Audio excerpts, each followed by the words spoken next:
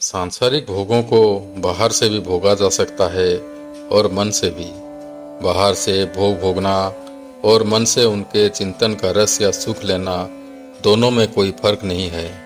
बाहर से राग पूर्वक भोग भोगने से जैसा संस्कार पड़ता है, वैसा ही संस्कार मन से भोग भोगने से अर्थात मन से भोगों के चिंतन में रस लेने से पड़ता है।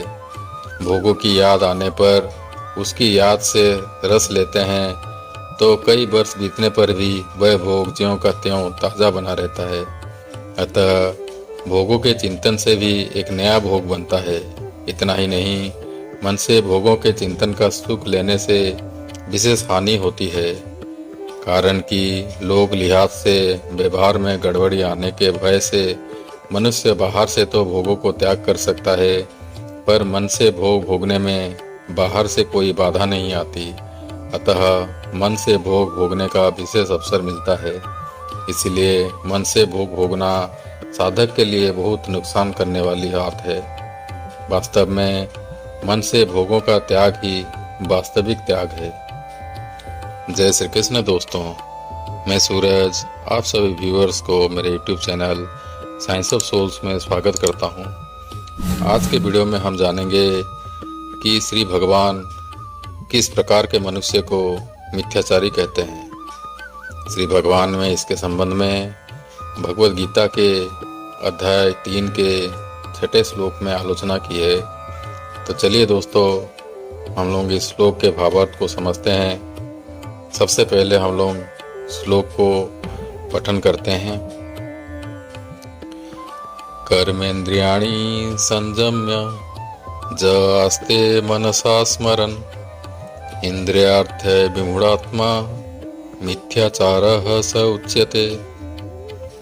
अर्थात जो कर्मेंद्रियों संपूर्ण इंद्रियों को हठपूर्वक रोककर मन से इंद्रियों के विषयों का चिंतन करते हुए बैठता है, वह मूढ़ बुद्धि वाला मनुष्य मिथ्याचारी कहा जाता है।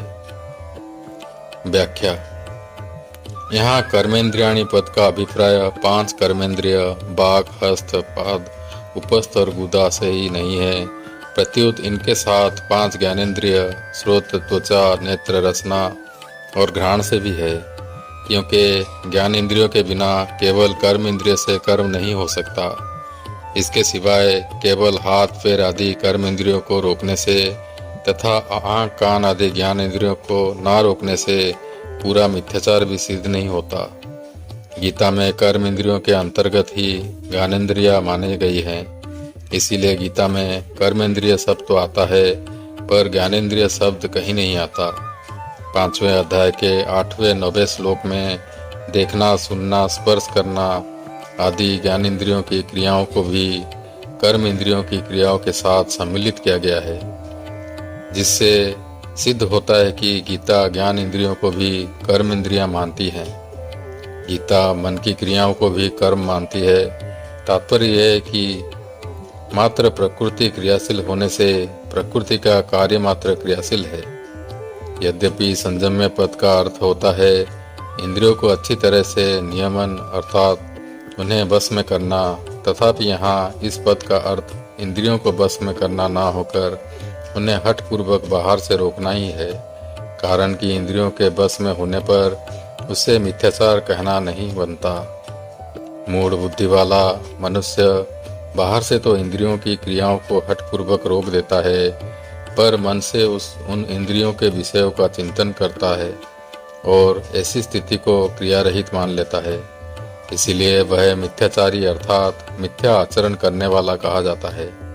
यद्यपि उसने इंद्रियों के विषयों के बाहर से त्याग कर दिया है और ऐसा समझता है कि मैं कर्म नहीं करता हूँ, तथापि ऐसी अवस्था में भी वह वस्तुतः कर्म रहित नहीं हुआ है।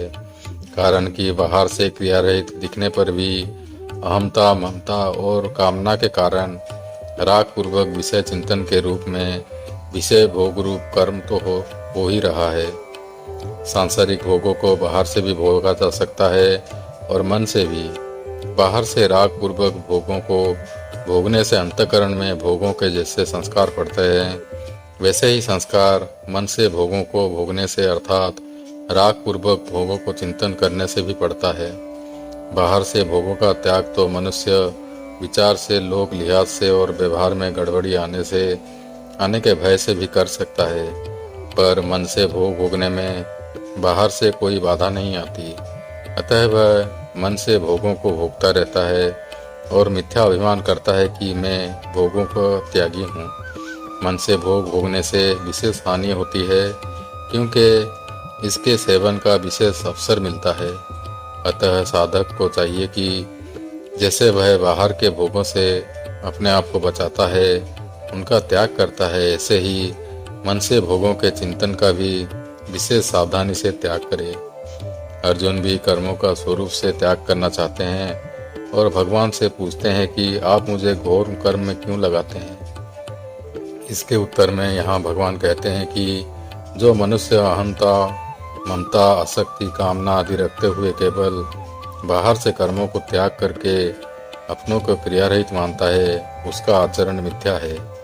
तात्पर्य यह है कि साधक को कर्मों का स्वरूप से त्याग ना करके उन्हें कामना, आसक्ति से रहित होकर तत्परता पूर्वक करते रहना चाहिए। तो दोस्तों, आज के लिए इतना ही।